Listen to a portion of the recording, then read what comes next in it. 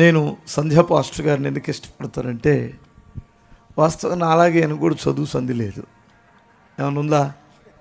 అర్థం కావట్లా మాట్లాడేటప్పుడు. కానీ ప్రజలని ప్రలోభ పెట్టకుండా, ప్రజలని ప్రలోభాలు పాలు చేయకుండా, ఉన్నది ఉన్నట్లుగానే వాక్యం చెప్పి సంఘాన్ని క్రీస్తు కొరకు సిద్ధపరచాలని ఒక దైవిక సంబంధమైన జ్ఞానం ముందు చూడండి. ఆ జ్ఞానం ముందు డిగ్రీలు చదువుకొని ప్రలోభాలు పెడుతున్నటువంటి వారు సిగ్గుపడవలసిన రోజులండి ఇవి. ఏమనుకోవద్దు, ప్రలోభాలు వద్దు. ప్రభు కొరకు ఒక మనిషిని ఆయన ఎదుట నిలబెట్టడానికి ఎంతగానైనా చచ్చిపోదాం, అవసరమైతే ఖర్చు అయిపోదాం. ఇవన్నీ అదవ డబ్బులు, కోటి విద్యలు కోటి కొరకన్నట్టు ఈ మనుషుడికి ఎన్ని డబ్బులుంటే తృప్తి ఉంటుందండి? నాకు అర్థం కాదు.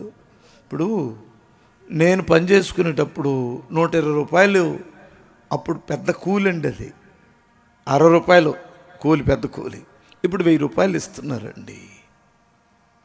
1000 రూపాయలు అరే సరిపోతాయిరా బాబు అంటే, ఏం సరిపోయేది, 5000 ఇస్తే ఇంకా బాగుంటుంది అంటాడు వాడు.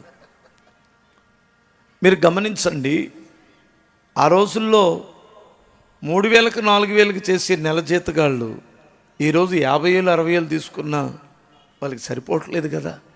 1,00,000 రూపాయలు కూడా సరిపోవట్లేదు. మానవుడికి డబ్బు ఎక్కడండి తృప్తినిస్తుంది? క్రీస్తులో ఉన్న ఆ సంతృప్తి ప్రపంచంలో మరి ఇంకెందులో లేదు.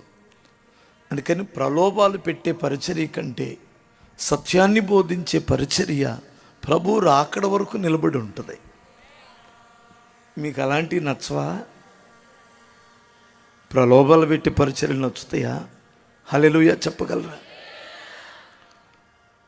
నేను ఒకటే చెబుతాను, ప్రభు మనకు తెలిస్తే సమస్తం మనకు వచ్చినట్లే. ప్రభు మనకు పరిచయస్తుడైతే సమస్తం మనకు వచ్చినట్లే.